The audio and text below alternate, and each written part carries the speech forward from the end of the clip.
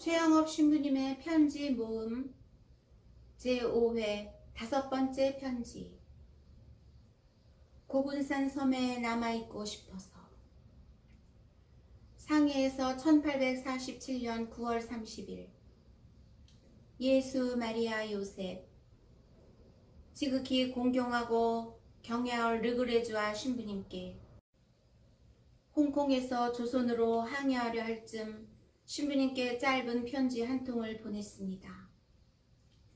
그때 저는 신부님께 알려드릴 좋은 소식이 있을 때까지는 신부님께 다시 편지 쓸 기회가 없기를 바랬습니다. 그런데 이번에도 그 희망은 좌절되어 어쩔 수 없이 신부님께 고통과 걱정을 더해드리고 있습니다.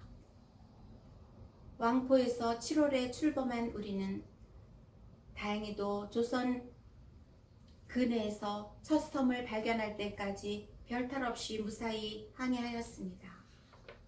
그러나 바다에서 육지로 들어가는 포구에서 심한 돌풍을 만나 함선이 파도에 휩쓸려 모래 위에 좌초되었고 이내 파손되었습니다. 우리는 모두 어떤 섬으로 피신하였습니다. 그래서 함장은 지체 없이 종선을 상해로 보내 서양 함선들에게 구원을 요청하였습니다.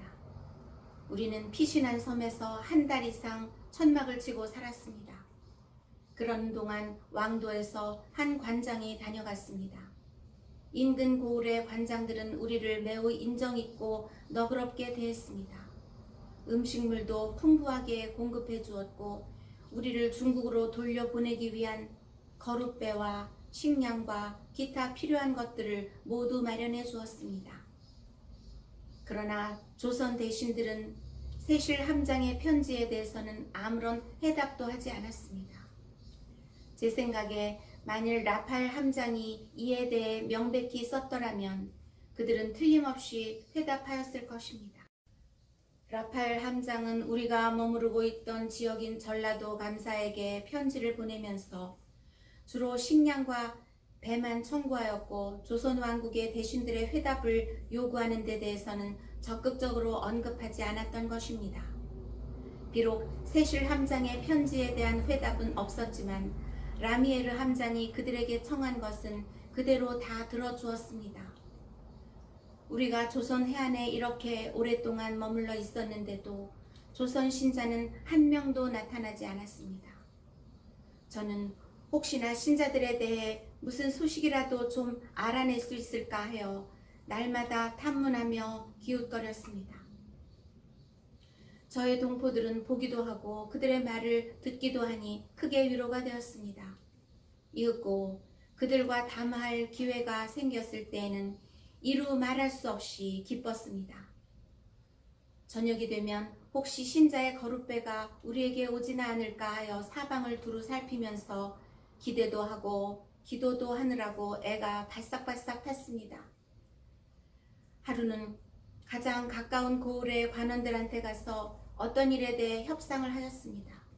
그리고 그날 밤 조선 사람들 몇 명과 함께 그들의 작은 배를 타고 돌아오는 길에 저는 그 조선 사람들에게 종교에 대해 조심스럽게 물어보았습니다. 저는 혹시 저의 본색이 탄로 날까봐 조선말을 하지 않고 손바닥에 한자를 써가면서 대화하였습니다.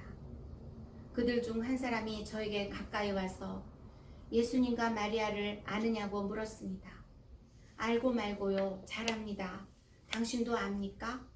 당신은 그들을 공경합니까? 하고 제가 그에게 대답하는 동시에 조급하게 물었습니다.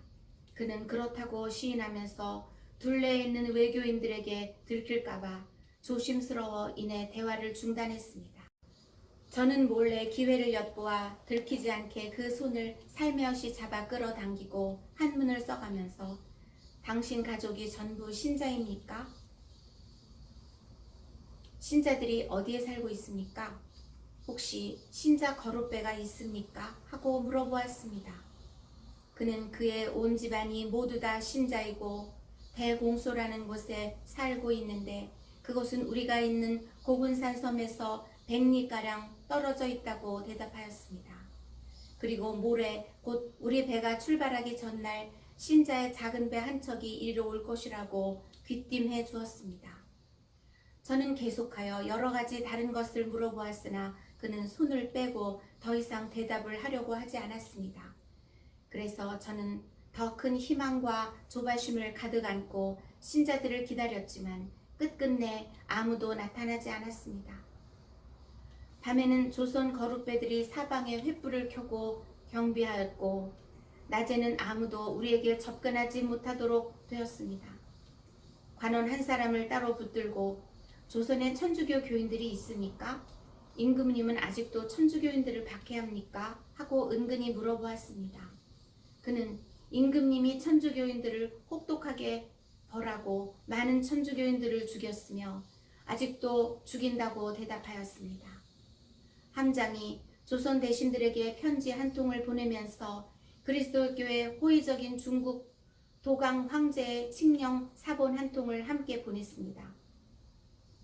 그리고는 다음 해까지 다른 함선들이 오기를 기다렸습니다. 저는 고군산 섬에 남아있고 싶어서 함장에게 여러 번 청하였으나 함장은 저의 뜻에 결코 동의하려 하지 않았습니다.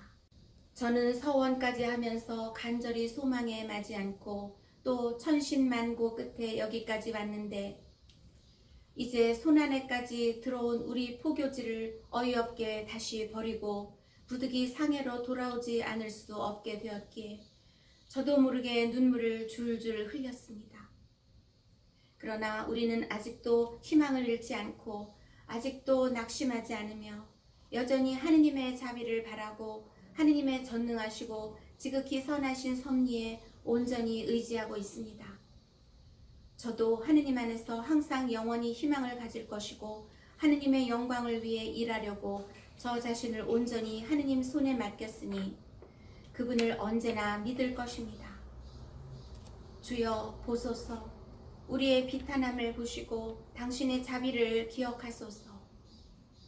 우리의 죄악에서 얼굴을 돌리시고 예수 그리스도와 성모 마리아의 성심에 눈길을 돌리시어 당신을 향하여 부르짖는 성인들의 기도를 들어주소서. 공경하올 사부님께 지극히 미약한 조선인 최 토마스가 엎드려 절합니다. 다음 주에 계속됩니다.